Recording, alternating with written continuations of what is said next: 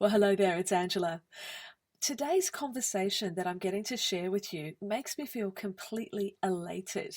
Have you ever had that experience where you've started a conversation with somebody and it has just opened so many new doors in your heart and in your head that you feel absolutely inspired after it? Well, my conversation with Erin Elizabeth Wells from Chosen Course was exactly like that.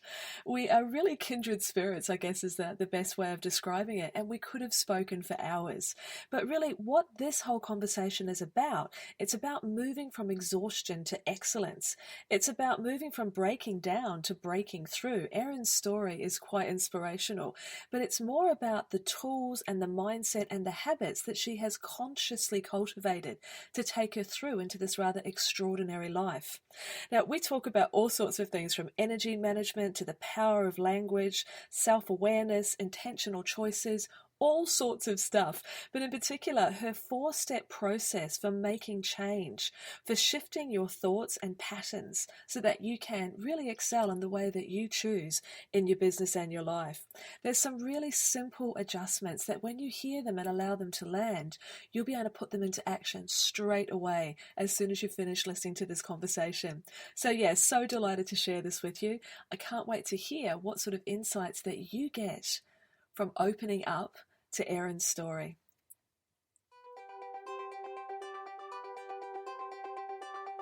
Inspiration, clarity, confidence, and wholehearted business strategy.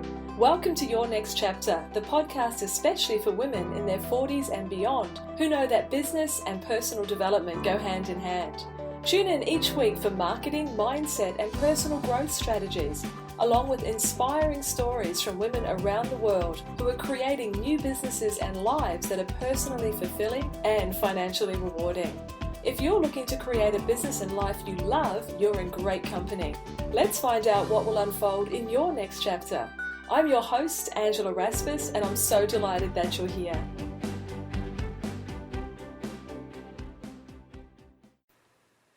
Well, hello, my lovely listeners, and welcome back to another episode of the Your Next Chapter podcast. Today, I have the delight of having a wholehearted conversation with Erin Elizabeth Wells from Chosen Course. And we were laughing just before we started this conversation today because we are absolutely on opposite sides of the world. I'm freezing my butt off in Sydney, Australia, and she is escaping with air conditioning in Salem, Massachusetts. So thank you so much, Erin, for spending your time here with us today. It is a joy and a pleasure, Angela. I am so looking forward to playing with you today.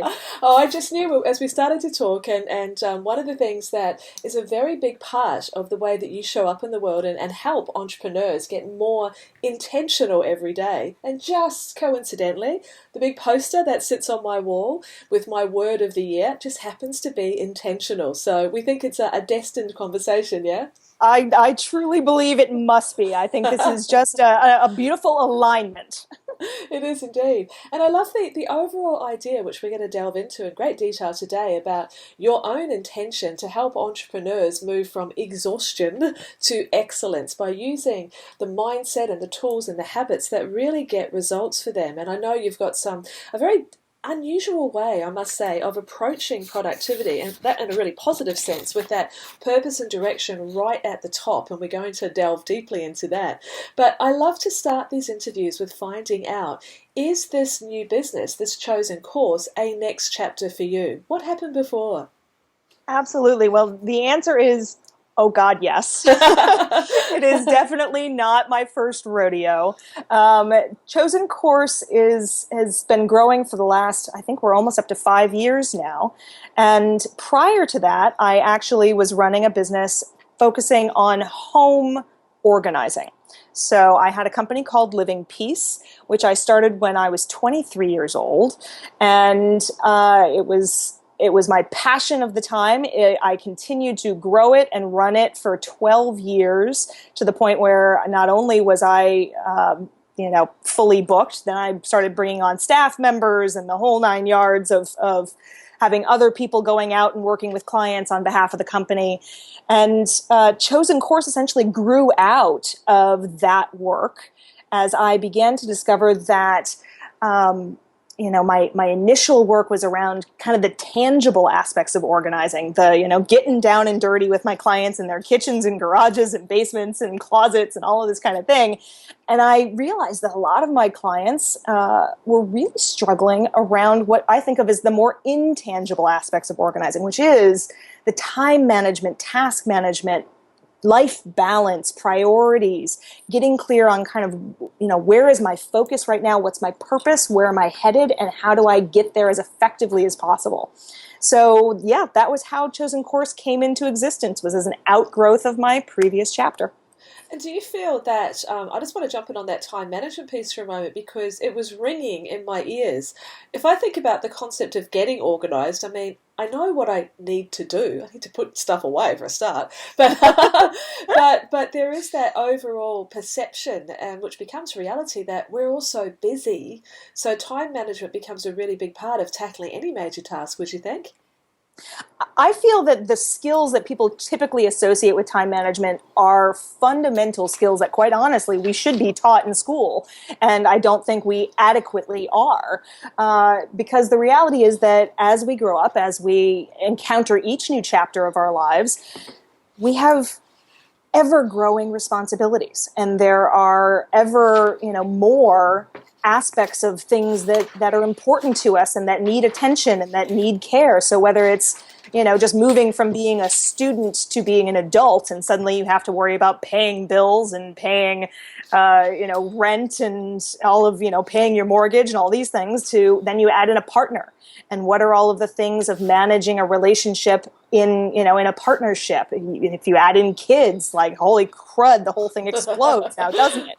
So, in each new chapter of our lives, we are challenged to grow and learn how to manage all of these responsibilities and demands on our attention and on our focus with ever increasing volatility. And that essentially means that if you don't build those skills effectively early enough, you're going to feel the stress and you're going to feel the struggle. You add in entrepreneurs and managing and running a business on top of that, and it's no wonder that people start getting and feeling exhausted. And that's really why I like to step in and help them figure out, where's the exhaustion coming from, and how can we insert the mindset shifts, the tools that'll make life easier, and the habits that allow them to act intentionally each day in order to not just respond to whatever's screaming or on fire. That is such an important point. And as I'm listening, I'm thinking that I know there'll be a lot of women who have added those, okay, I'm now an adult, I've now got a partner, I've now got kids, I've now got a business. And it just, those responsibilities, as you so beautifully described, just keep piling up. And so that feeling of being overstretched and feeling as though there's never enough time, and feeling as though, the pressure cooker that we tend to put ourselves in, and then add to fuel to the fire of beating ourselves up because we haven't managed to tick everything on that to-do list, it becomes a real conundrum. Well, and I think to some degree it becomes a matter of, we think we need to do it all, and we think we need to do it all now. And one of the biggest mindset shifts that I talk about a lot in the course of my work is getting rid of that old belief that having a to-do list is a problem. That having things on your to-do list, like that somehow the goal is to check everything off of the list. The reality is that that's just a complete fantasy. There's always going to be more things to do. And in fact, what I often say to people, and sometimes I get those kind of shock and awe moments when I say this, is in the best of all possible worlds, you will still have a to-do list on the day that you die. And the reason I say that is because a to-do list shows that you have continued to remain engaged and involved in your life all the way to the end. And while the things that are on it may change, so, it may have fewer business or work-related things, and it may have more things around, buying a gift for a loved one and making sure that you send it to them on their birthday, or calling a friend in order to schedule lunch with them, or whatever those, activities still are. The to-do list itself and its existence isn't the problem. It's the mindset with which we approach it that is the piece that we need to start shifting. You know what? That is a revelation in itself, just hearing that right now. That can change the whole perspective of looking at a to-do list. And I think, hey, if we end the conversation now, you've done your job. Well, I'm glad you feel that way, and I think we can probably keep going from here and get even more great stuff. But yeah, it really is a game changer for a lot of people to think about it that way, because we're so used to being told that our list is a problem and that we need to tackle our list or battle our list or conquer our list. And the reality is that the list is just a tool. It's kind of like your calendar.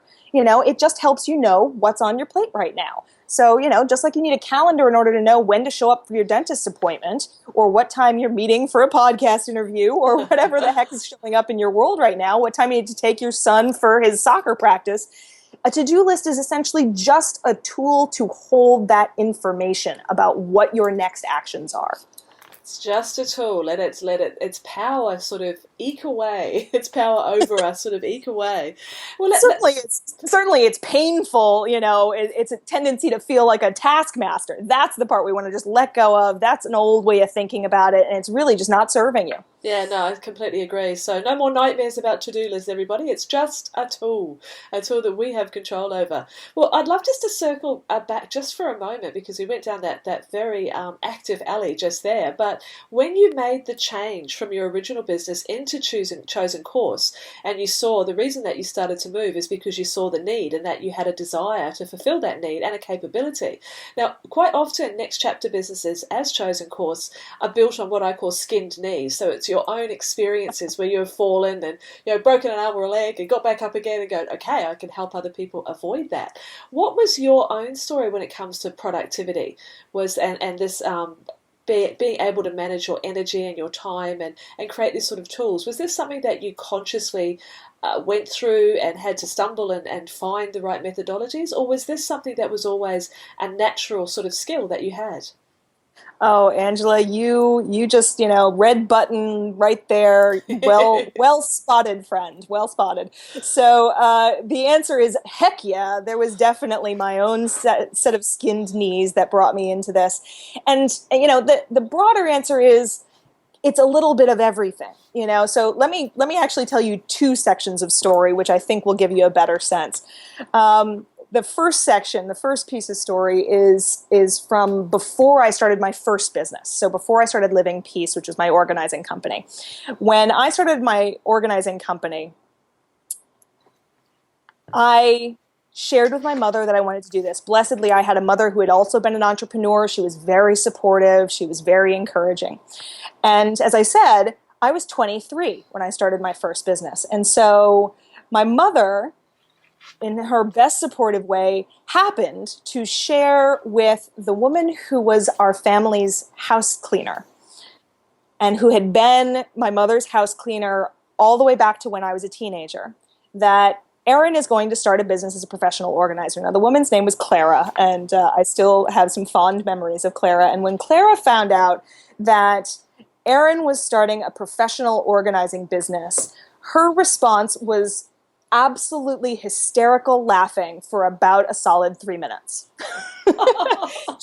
she literally lost herself for a long time as she laughed, because she was remembering my childhood bedroom, my teenage bedroom. And most of us, probably in their teenage bedroom, let's just say, didn't look like Martha Stewart. It was pretty much a bunch of stuff in every possible direction. And that's what she remembered about me, was the fact that, I had clothes in every direction and books all over the floor and, all of these kinds of things in every place.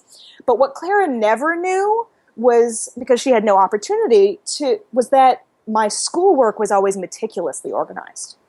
So I always knew exactly where every paper was. I knew exactly what my homework assignments were. I knew exactly, what the deadlines and timelines of my projects were. So I had those skills early on. However, we can go into this more deeply later if you'd like, the managing of that information is just one aspect of productivity. That really is more around kind of the calendar management and the task management piece.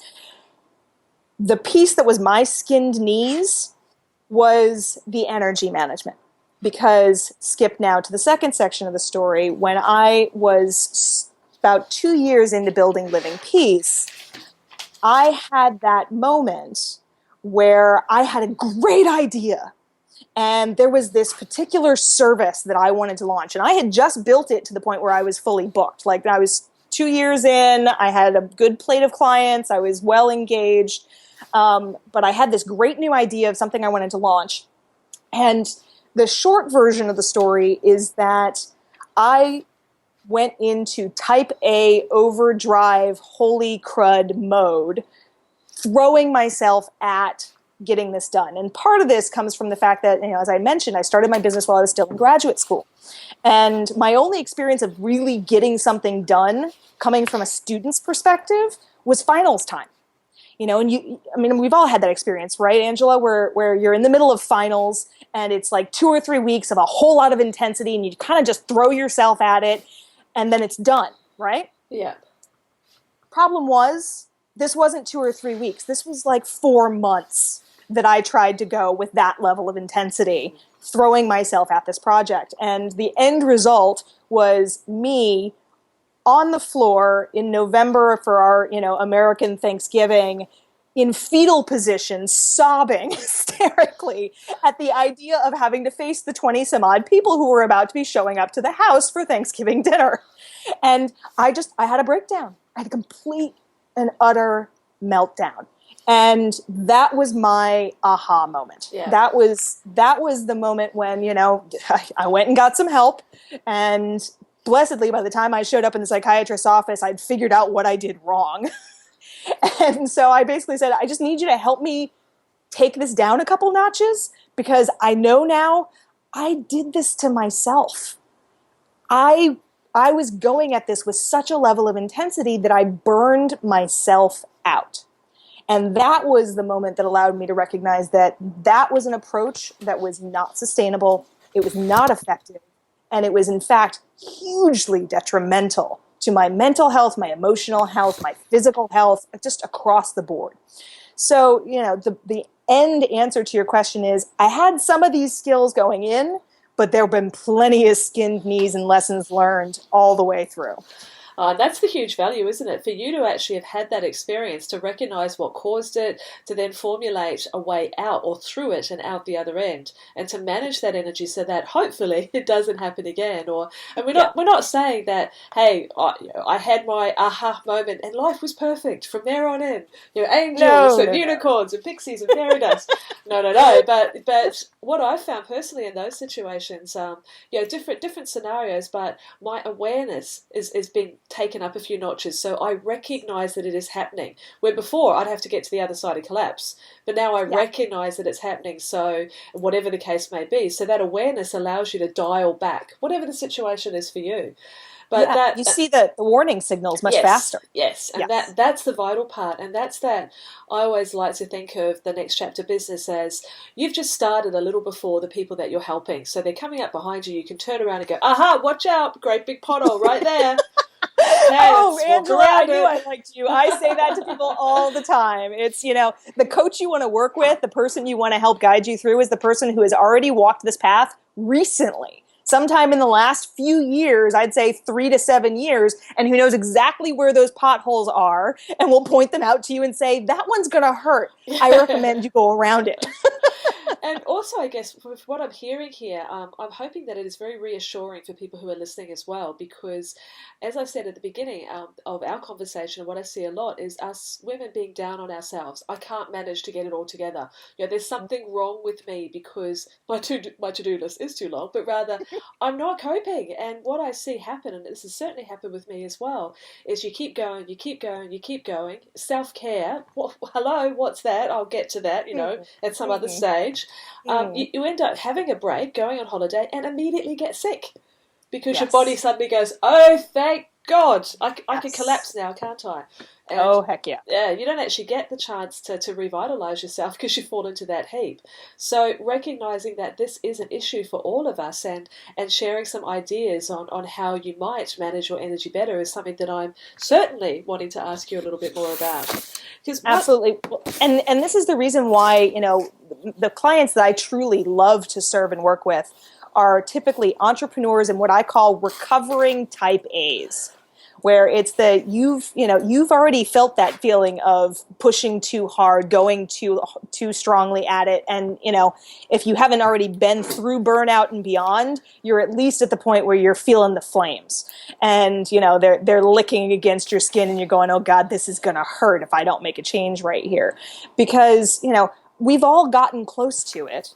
The type A's just have a tendency to, really need the phoenix fire of like they go all the way through it, they burn to a crisp, and now we need to figure out how to rebirth them on the other side.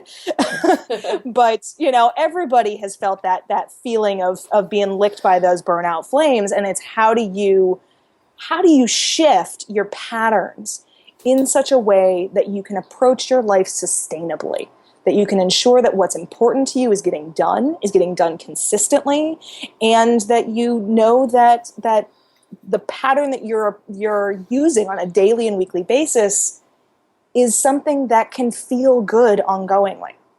Well, let's have a look at that. I would love to dive into there because I'm thinking there's two sides to here. There may be someone listening who's going, yeah, but you don't see my life. There's nothing I can change. I have the 3 kids. I have the school, the soccer, all the commitments. I mean, a lot of my listeners are at a similar age to me. They're in their mid to late 40s and older. Their kids are a little bit older, so they don't have the toddlers, so to speak. But just because your kids are teenagers doesn't mean that there isn't still a lot of demand. So on one side, you've got that, but my life, like there isn't space.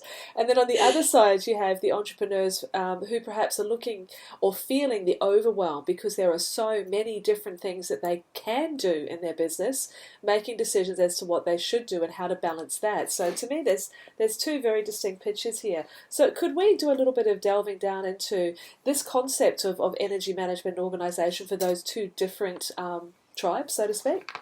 Absolutely, we can. And I think the first thing that is essential to recognize, whichever of those 2 camps you happen to be in, is that coming from a victim mentality will never help you move forward. So if it's, I am a victim of my life, I can't change anything, there's nothing that I can do, how can we shift your thinking to help you recognize what you do have control over? Now, let's acknowledge you're not going to get rid of one of your kids. Okay, fine. Tempting some days. You signed up for that particular adventure, and now you're in it, and now you're on it. But that's this chapter. That's what's going to be part of this chapter. I watched my own mother as she journeyed through being an empty nester and through, what retirement involves and all of these kinds of things. And with each of those chapters, there are slightly different things that show up. So let's start by acknowledging that I create my life. Now, whatever happens to be on your plate right now was at least in part your creation. So it's if we approach it from the direction of no, life just happens to me, then you're going to stay stuck as long as you choose to stay stuck. But if you choose to reclaim that power, you choose to reclaim that agency over your decisions, your priorities, and essentially, I actually just wrote a post for an article for Huffington Post, and I was talking about how kind of the concept of time management is dead, and how, please stop talking about managing your time, because time isn't something that can be managed. There are, however, 4 things you can manage. So your decisions, what you choose to do today, and what you choose to make a priority today in terms of your actions, your priorities in terms of what's most important to you. So, if you're in a stage of life in which there are an awful lot of things going in an awful lot of different directions, what can you put on a back burner right now? Sometimes people hate to hear that and hate to think about that, but sometimes it's, I need to put these things in maintenance mode for a little while so that I can focus purely and intensively on this one area. And I like to talk about this a lot in terms of kind of flowing with the seasons of this is my season for action. This is my season for action in this area. And if I intensively work in one area for a while, then I'll create the outcomes I'm looking for, as opposed to trying to make everything happen in every area all at once. It just tends to lead to exhaustion. So we, reclaiming that ability to choose. The 4 things we can manage: the decisions, the priorities, our ability to focus our intention or be present to exactly what's happening in this moment right here. I often like to say that in this culture of so many options and opportunities and the internet and the things that buzz and ding and all of this kind of stuff, what we're truly experiencing is a dramatic lack of focus. And the more that we can choose to bring our focus intentionally to whatever we're doing right now, the more we're going to be able to find meaning, the more we're going to be able to find connection, and the more effective we're going to become in what we're doing in our lives. So decisions, priorities, focus, and the last one is our energy. And that's really, kind of where we started this conversation a little bit ago.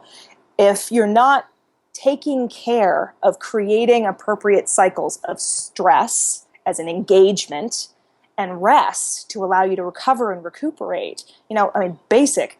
Get some sleep. I mean, seriously, most of us in any portion of our lives are failing to get enough sleep. I know the stats in America are something like, on average, most people are getting somewhere around 6 hours of sleep when the National Sleep Foundation says 7 to 9.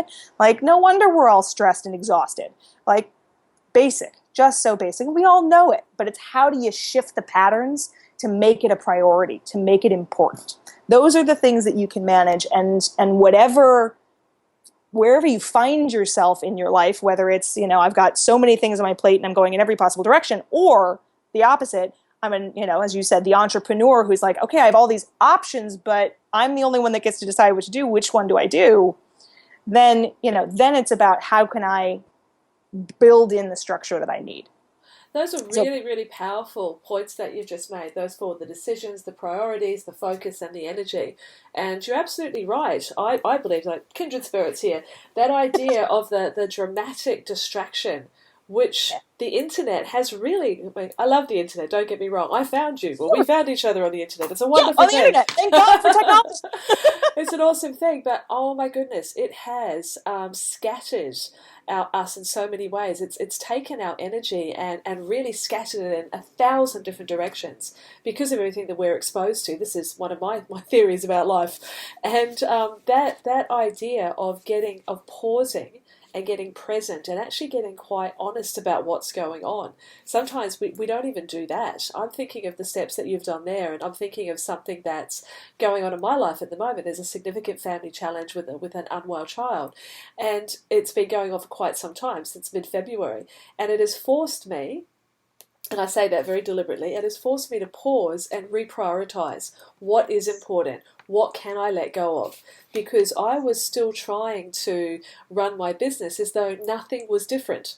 And that is completely unrealistic. Something is very different right now. And if I continue to try and strive and push and do, when my priority has absolutely changed in the last few months, then I would be heading for burnout. I would be heading for smacking myself over the head severely because I'd be feeling I'm not coping. I'm not doing this. I should be able to. That's that concept of shooting all over yourself. So exactly. I've made a decision to change my focus so that I can manage the energy that I need to deal with the priority that is on my plate right now.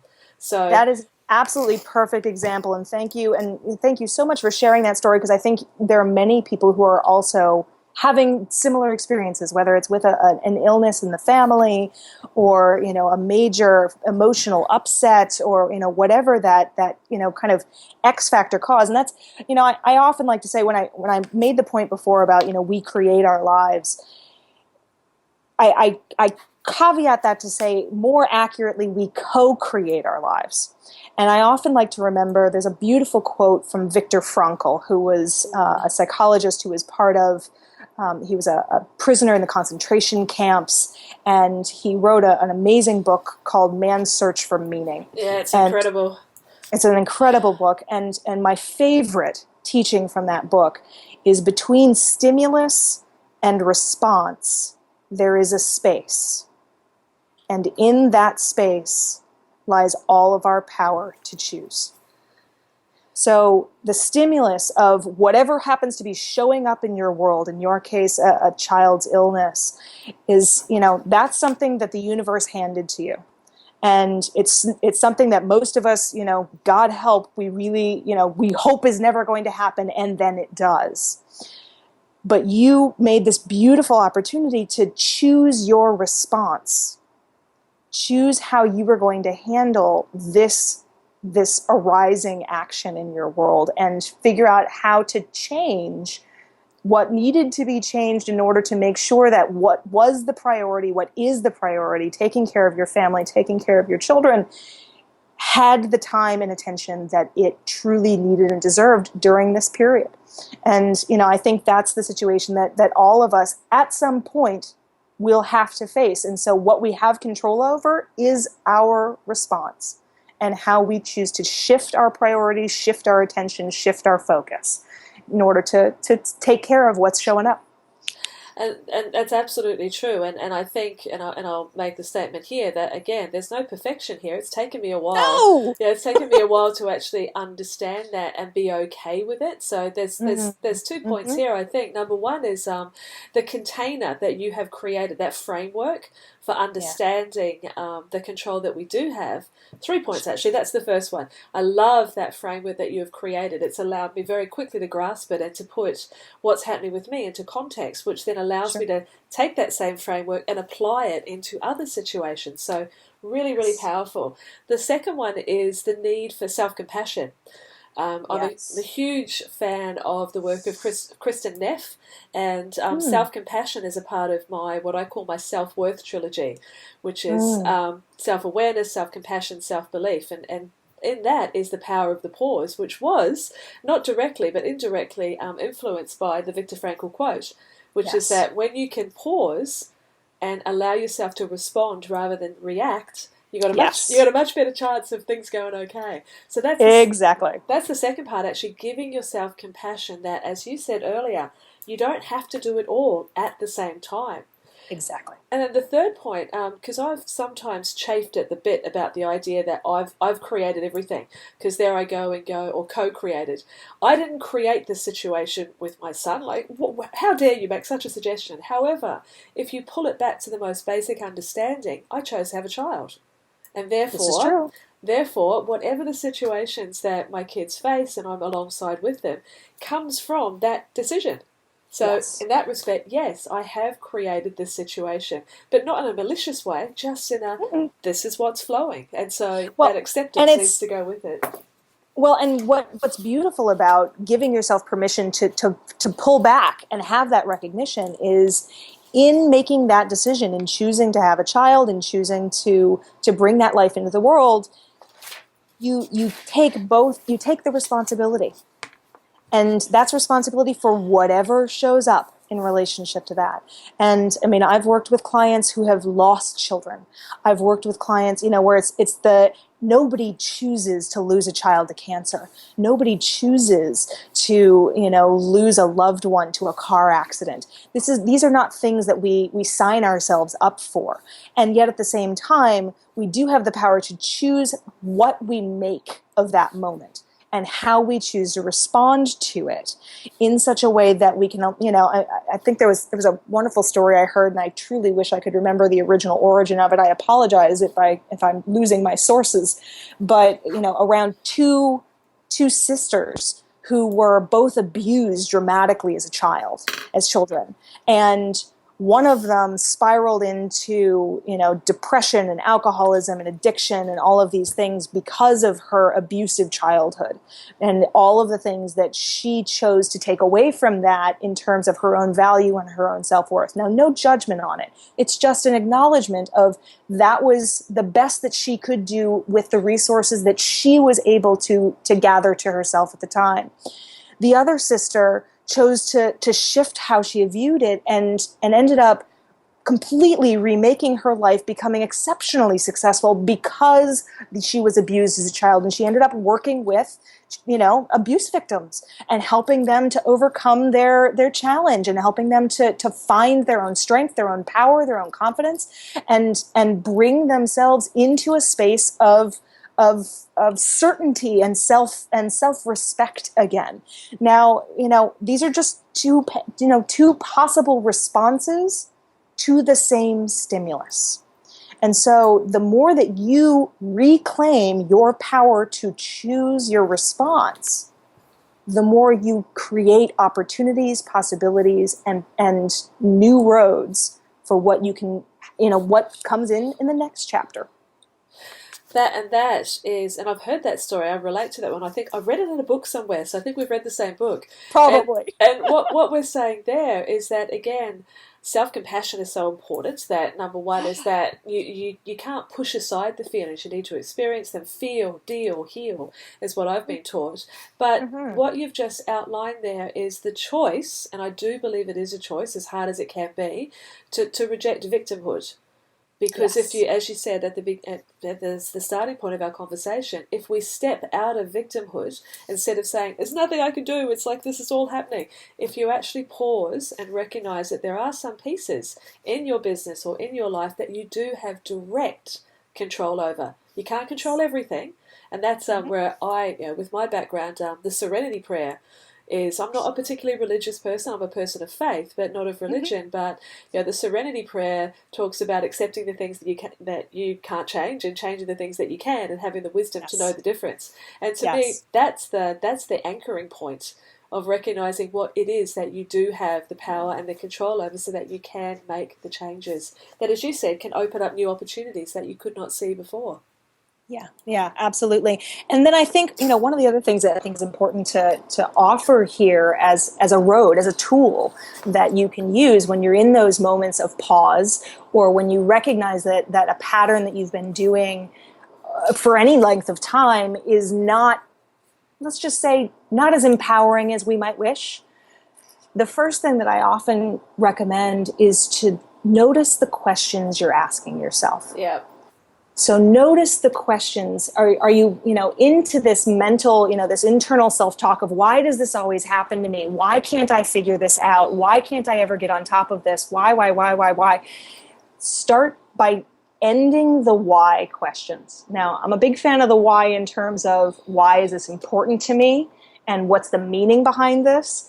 But most why questions will lead you down a disempowering road. So if you start by noticing that you're asking yourself a lot of why questions, then you can start asking different questions. And there's actually kind of there's a formula for asking more empowering questions that I teach my clients, that I talk about often, that I find to be a hugely valuable practice in my own life. The first step is to start any question with what, how, or who. So let me give you some examples. What specifically could I do right now to move myself forward in this area? So how can I, I'm coming up with random examples. Let's use your story to kind of as a general example. Sure. What can I do today to help my child know that they feel loved? Is it a son or a daughter? A son. Son. Okay. How can I help support my son in feeling and embracing his ability to claim his own healthy path? Who specifically can help us, support us with love as we walk down this journey? I'm just kind of coming off the top of my head with whatever questions, I can come up with. But notice that all of these questions help focus you on what specifically you can look for, create, or invite more of into your world in a way that is going to allow you to move forward, as opposed to end up in the victim spiral of why is this happening to me? So you start the question with a what, how, or who. The second step is to frame it in the positive. So in other words, if you ask a what question such as, what can I do to not constantly feel like a slug? You're probably not going to end up in the best of all possible places, right? Rather, what can I do to become even more motivated in taking action right now? Focus on what you're moving towards, not what you're pushing away from. So if you frame the question in the positive, towards what you're trying to invite more of into your life, that's going to help really create juice and moving you towards the outcomes you're wanting to to realize in the course of your world right now. So start with a what, how, or a who, frame it in the positive, and then you can really juice it up by including even more, right now, or while in the question. So as an example, how can I be even more focused on caring for my family with my whole heart today? What's beautiful about the even more is it presupposes that you're already doing that. It's invoking that out of yourself and then helping you amplify it even further. The right now just adds an immediacy. It's what can I do right now to create the most powerful impact in my business? Huge way to ask a really powerful question. The while is, here's a great example. How can I make healthy decisions around what I eat while loving every single thing I choose? It's how can I create this outcome that I want, but I'm not sacrificing anything. I'm including the things that are most important to me in that area. Is this making sense for you? Oh, you should see the grin on my face. Oh, How can I have a really, really delicious breakfast that fills me up whilst ensuring that it's healthy? there you go. See? Great example. Good job. So one of the practices that I started doing when I first learned this particular technique of empowering questions was I'm a journaler. I really enjoy doing a short journal entry on roughly a daily basis. And one of the things that I started to do was I would end every journal entry with a new empowering question based on whatever was showing up for me in that moment, whatever was going to be happening that day, or whatever, if something had gone really screwy in the course of the day and I was writing in the evening, then I'd say, what could I do even more, how could I focus even more on inviting what I most want into my life right now? It's, help me refocus, reset, and ask a question that could truly pull me forward into the future that I want. This is it'll make you laugh, and again the parallels between us, because I have a very similar technique which I call Skylight thinking. So okay. the Skylight thinking, which takes you out of the why questions, the down questions, the ones that take you into the pit thinking, escape hatch thinking, where you invariably end up in the negative spiral, versus asking the questions that open the skylight of possibility.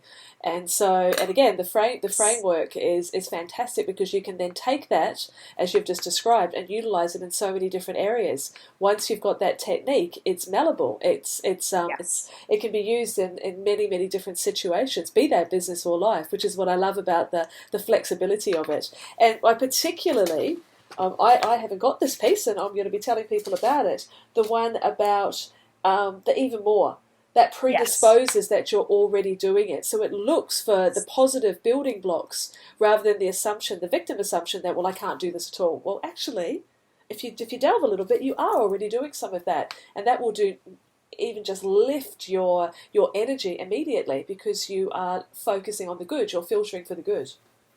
And it's that teaching around the even more, those presuppositions, this is something, comes from my training in NLP, which is neuro-linguistic programming. Yep. And it's all about how we can use language to influence and impact our lives, our actions, our decisions, our emotions, all of these things. And yes, you're right. It's filtering for the positive in such a way that you're just presupposing, you are assuming it's here. It doesn't matter where buried in your psyche and personality it might be, it's in there somewhere. So how can I be even more loving? How can I be even more focused? How can I feel even more peace in my in my morning ritual? All of those things allow you to know that you already have sensed that. You've already experienced that. Now we're just going to put a magnifying glass on it and help you charge it up, juice it up, make it even more present in your awareness and life. And I love how when we do that, because our brain is almost created to solve. It's created to solve questions. It's created to close gaps. So when you ask yourself that question, it suddenly, ideas start to pop. So Yeah. it's us again coming back to that concept that you're explaining about what is it that you have control over. Well, you actually have control over your creativity. So if Yes. you invite your brain and your heart to come along for the ride and to look for those possibilities, it actually starts filling it in straight away. You can test it. You can just Yep. ask yourself, how could I have some more fun today? And your brain will go, Yeah. oh, how about this and how about that and how about this and how about that? Absolutely. It's, how can I feel even more joy and playfulness in this moment? Like, how can that, well, you could just bounce around for a little while. Put some Or music just on, do this, do that. yeah, and this technique is something that can be applied anywhere and everywhere in your life, no matter what area. And I'm not kidding. The core of some of this goes back to Tony Robbins. The power of your life is the questions you ask. And this is really all about how can you build yourself into a programmed habit of asking better questions. Yeah, there's another woman, Debbie Ford, who she's through Hay House. She's passed away now, but she has a wonderful book called The Right Questions, which is on my shelf, and I revisit it a lot because, like yourself, I'm a huge fan and believer in the power of language and being very, very mindful of the language that you use because it can have a tremendous impact on the way you feel. Yes, A tremendous impact. So you can be, and obviously we're having a very upbeat, uplifting, positive conversation, and not every day feels like that. But even when, I think it's even more important when you are having one of those days or weeks or months where things are tough. I mean, let's be honest, life does throw some hellish curveballs at us sometimes. But recognizing that even in those moments, if you can pause, apply that balm of self-compassion, and then ask some of these more empowering questions, the chances of you moving through that funk or that challenge are greatly improved. Well, and one of the things, in the general realm of self-compassion, when you're in those moments, I find that one of the things we sometimes don't give ourselves permission to do is to allow the emotion to unfold. Yeah. And, sometimes the greatest gift you can give yourself is permission to fall apart for a little bit. Yeah. And it's just, what? Next 10 minutes, I'm just going to give myself permission to fall apart. And for me, I usually don't have too much trouble giving myself permission to fall apart. I have my, moment in which it's like, okay, I'm just going to, become unspooled right now. But, if for whatever reason I'm, my husband particularly struggles with when I fall apart. He just really, like many men, does not know how to handle when I'm becoming overly emotional for whatever moment. So sometimes I'll just go fall apart in the shower for 10 minutes. And it's like, this is my time. I just get to fall apart. And then when I'm done falling apart, then I can ask a new question. Then I can say, what specifically can I do right now to take even better care of myself in this next hour? And that can be a hugely beneficial question in those very, very dark moments. That is so true. And I loved your description of I allow myself to unspool. I don't think I do it quite as tidily as that. Well, if you're looking at it, there's nothing tidy to see, I promise you. Okay, unspool, unravel, but we're both talking about the same things, and it's true. I mean, I know as women, and being slightly stereotypical, but sometimes there is nothing better than a bloody good cry, and then to regroup and go. Too. Okay. I mean, seriously, I love a man who knows how to cry. Yeah. That is truly a sense of a personal, pure connection with all aspects of themselves, and there's no judgment on it at all. No. And there's, this doesn't have to be a stereotype. It does have to be a human experience. Yes. And a willingness to acknowledge and embrace whatever happens to be showing up in this moment, while not allowing yourself to be stuck in it. It's when the 10 minutes turns into 10 days, turns into 10 weeks, turns into 10 years. That's when you've got an issue. That's when it's time to ask for help. That's when it's time to say, I have not found my road. Let me find someone who can shine a light on it so that I can take that first step. And, but the reality is those days, they show up for all of us. None of us are perfect. Angela, you and I are both human, and we have them, and they suck sometimes. They certainly do, but we can, with those questions, come out the other side as well. Well, Madonna, this conversation, I've got this feeling that we could talk for the next week. We probably should. That might be the Guinness World Record of podcast conversations, but I guess that'll happen again. But I'd love to come around just in the last few minutes of our conversation into some of those other aspects of the business that you're running now, because it's hugely obvious to me, and I made that point before we hit record and also at the beginning of the conversation, that the type of way that you approach productivity and intention setting, but having a business that is around that central theme of productivity is quite different. Now, I think we've evidenced that by this discussion around the management of energy and what a hugely important role that plays in your overall productivity compass. But the other point was the purpose and direction that you help people connect to before you bring in the calendars and the collaborations and the emails and your workplace and your paper organizing and your task management. There's all those pieces. But talk to me for a moment about purpose and intention when it comes to, and what sort of impact that has on your overall productivity. Well, it can have an enormous impact, and there's so many different ways to look at the power of purpose when it comes to productivity and effectiveness. A lot of people think of Simon Sinek's book, which is all about why. And essentially that is the core question. So here is the good why question. Why is this important to me? Why do I want to make this impact on the planet? And why is that what I'm here to do and here to be of service to? There's a question that can be enormously empowering. And it's the one, in my opinion, exception to the watch out for your why questions. So, when it comes to productivity, a lot of the problem is that in the 70s and 80s, a lot of people started getting into the whole time management productivity thing, and it was all about doing more faster. And, how can I slam even more things into a day? And what happened was almost everybody burned out. It's like, okay, it's not about how can I do more faster. It's about how can I make sure that the right things are getting done and getting done consistently. So that's really where I like to focus when I'm working with my clients is, how do you move from exhaustion to excellence? It's about asking better questions, getting clearer on your why, and therefore, what's my work in the world? What am I here to be doing? And how can I ensure that I'm doing it as directly and effectively as possible? And then it's about ensuring that you are caring for your life, for yourself, for your energy in such a way that you can show up as the best version of yourself every single day. So I think that it is a little bit of a different approach to productivity. And essentially what I like to say is that, there's so many different takes on how to be more productive and how to be more effective.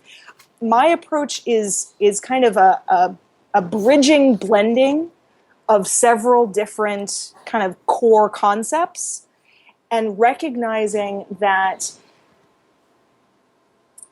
I'm gonna say this, there's a certain feminine energy that has been missing from the productivity conversation for too many years. And it's how do we ensure that we're getting things done, but we're doing it in a way that is supportive, sustainable, that can be gentle with us while we're being effective. And that's why I'm working on launching a program next January that's kind of focusing on how do we help people shift from thinking in terms of annual goals, or even, there's a great book out there called The 90-Day Year, is that what it is? 90-Day Year, yeah. But even in that, it's very, type A driven, like I'm always on. There's always something I'm working on. And so my thinking and my approach is really more about how can we embrace a certain level of seasonality, a certain level of cyclical nature to our energy so that we can be on and then we can rest and be off. And we can choose where we're putting our focus during each season. So I think that's really what makes my work a little bit different from what most people are used to in the land of productivity. Yeah, and that was very obvious when I was reading through it, which was great to see. And I love the concept of the seasonal.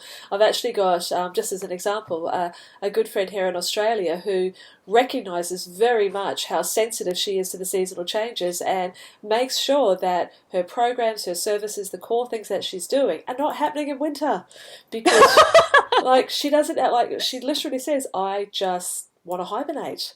Yeah. And if I was trying to launch in winter, it just would not work. In fact, she's seen that. She's seen the patterns and the habits and recognized that there is not value to that. And Yeah. so, and it makes sense. I mean, the seasons of nature, the hibernation, the rebirth, the blossoming, the full energy of summer. It makes sense for us to honor that because that's a part of the world that we're in. It's the seasons, it's the cycles of everything. Yeah. It's the cycles of the seasons, the cycles of the day, the cycles of the year. And I mean, there's a wonderful guy named Tony Schwartz who wrote a book that I loved. And, I highly recommend to people, called The Way We're Working Isn't Working. And he's really one of the primary thinkers in the land of energy management. And I want to make sure I give him some good credit because I love his work. And Tony Schwartz talks a whole lot about finding the cycles of stress and rest. And what he means by stress is engagement. It's that period of time in which you're moving towards something, you have some focus and intensity around it, and you know that you're taking strong action. But then also having appropriate amounts of rest, being able to say, okay, I've done enough for today. I can set it down because I can pick it up again tomorrow, but I don't need to work until midnight. And that's why I talk about working with recovering type A's and all of that kind of stuff, where it's like, you get into this, we're always on, always going, never stopping, and that's, the road to many unfortunate things. And so embracing a seasonality to your day, to your week, to your season. And I think your friend is very wise. If she's recognized that winter is not a good time for her to launch, then don't try and force it. Absolutely. Focus on something else then. Work on your home, work on your family, work on your personal health. Whatever the other areas of your life that need some love and attention, that's the time to do it.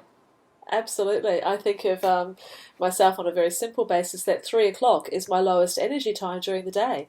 So Mm-hmm. I do not have, major client contact at 3 o'clock because snoring with a client is just not a good look.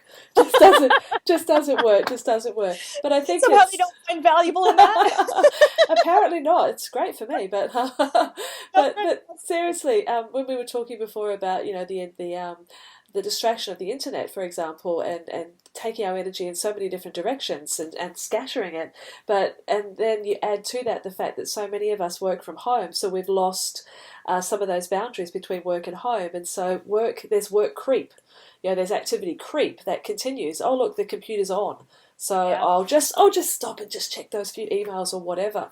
When I'm looking after my energy well, I turn my computer off. Now, that might seem like the most basic thing in the world, but I have a Mac. It just goes to sleep. It's so easy to wake it up again. But if I physically log off, shut it down, close it, take it off the desk, that's like putting up a real, okay, I've done the stress, it's time for the rest.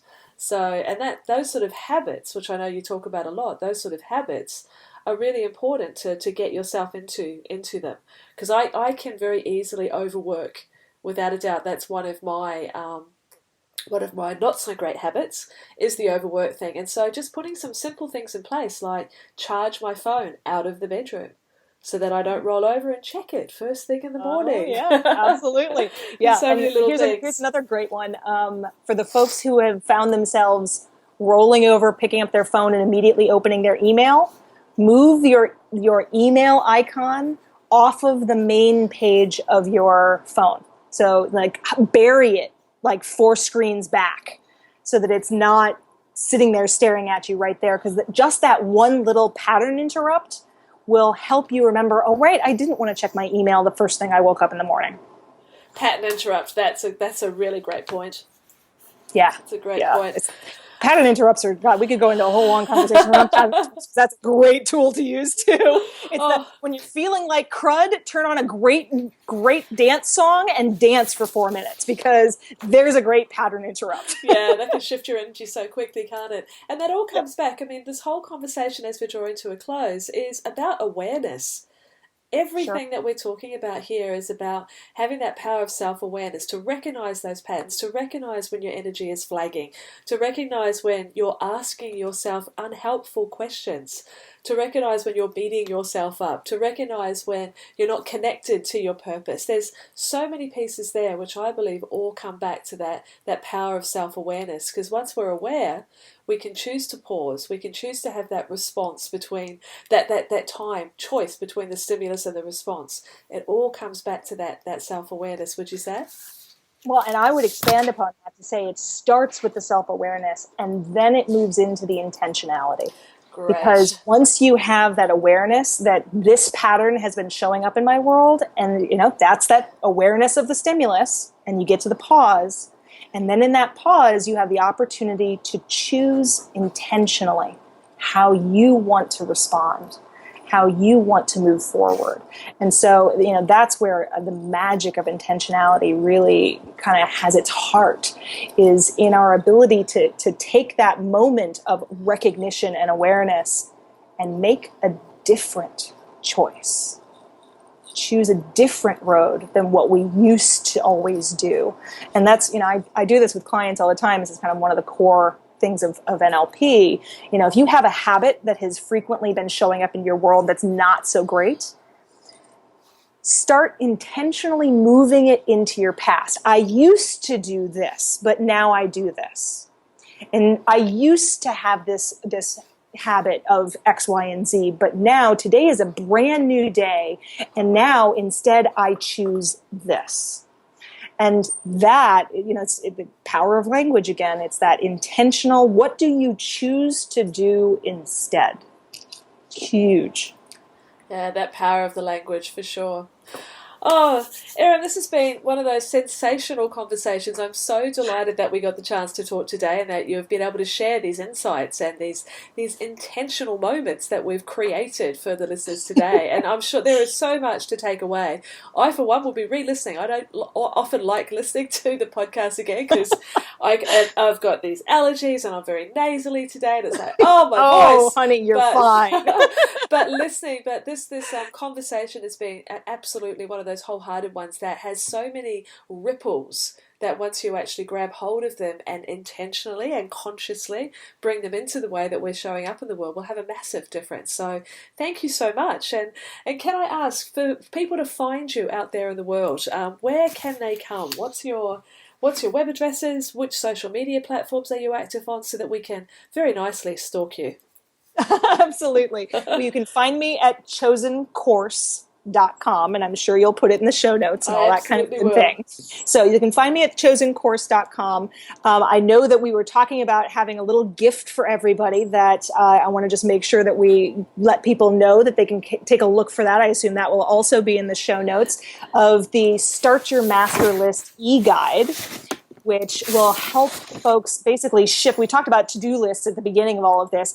It will walk you through the first six steps of setting up a master list, which is, as I like to say, to-do lists done right, so that you can get into a much better relationship with your to-do list. But in terms of social media, I'm on Twitter, I'm on Facebook. You can find some stuff on YouTube, though I haven't been posting on there as much. I'm also occasionally on Periscope. So look for Chosen Course on any of those platforms and you will find me. Beautiful, and I'll make sure that we put those links there as well and links also to some of the books that we spoke about from Tony Schwartz, Viktor Frankl, etc. I'll make sure that those are in there as well. And that makes me remember that you too have a book, Your Inspired Action, Create More Purpose, Productivity and Peace in Your Life. So how does one go about getting their hands on that? Well, it is available on Amazon and all of the various e-platforms you could possibly ask for, Kindle, Nook, etc., etc. Perfect. So you can find it there. If you want to find out more about the book, you can go to inspiredactionbook.com. Awesome. I'll make sure that those links are in there as well, so that everyone who's heard the wisdom that you've shared today will be able to come and dive down deeper if they choose. And in particular, with that new program that you have coming in the new year, as soon as that's available, let me know and I'll make sure that I update the podcast page for you as well. Thank you so much. I appreciate that, and I absolutely will. Let me also just make a comment about the book, because I think there's something somewhat unique about this book compared to what most people are used to. I structured the book to be 50 short chapters. And you can choose, there's a whole section at the front of the book talking about how you can approach this book. You could choose to read a chapter a week and kind of, walk your way through all of these various changes in your life. But what most people do is what I like to call the choose your own adventure style, in which you can open up the table of contents in the book, see a particular chapter that's just calling your name, read those 4 or 5 pages. The chapters are very short, and typically each chapter will reference other chapters. And so it'll kind of walk you on your own journey to help you address, a wide variety of productivity related and purpose related questions and topics. So it's a much more interactive and approachable book than most people, experience around the land of productivity. Wonderful. I remember those Choose Your Own Adventure books when I was a kid. I loved them. Yeah, me too. Exactly. To create an adult version. That's it. I'm definitely having a look. Well, again, thank you so much. The time that you've spent here today has been hugely valuable and really, really enjoyable, and I'm sure it has been for everyone who's listening as well. So thanks so much, Erin, and we'll be talking again really soon. I would love it. Thank you so much for having me, and it's been a joy. It absolutely has from this angle as well. And thank you, my lovely listeners, for tuning in and to taking the time and the energy to listen to the Your Next Chapter podcast. As always, an episode full of so much juicy takeaways that you can reflect on and then choose for which parts you'd like to incorporate into your own next chapter. Thank you again for spending your time here, and I'll be back speaking with you again really soon. Have a lovely day.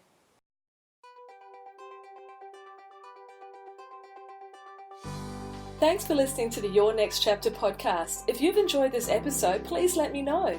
Pop over to angelarasmus.com to subscribe to the show and leave a review.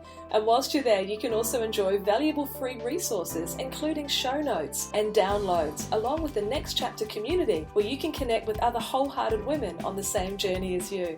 We'd love to welcome and support you as your next chapter unfolds. See you next time.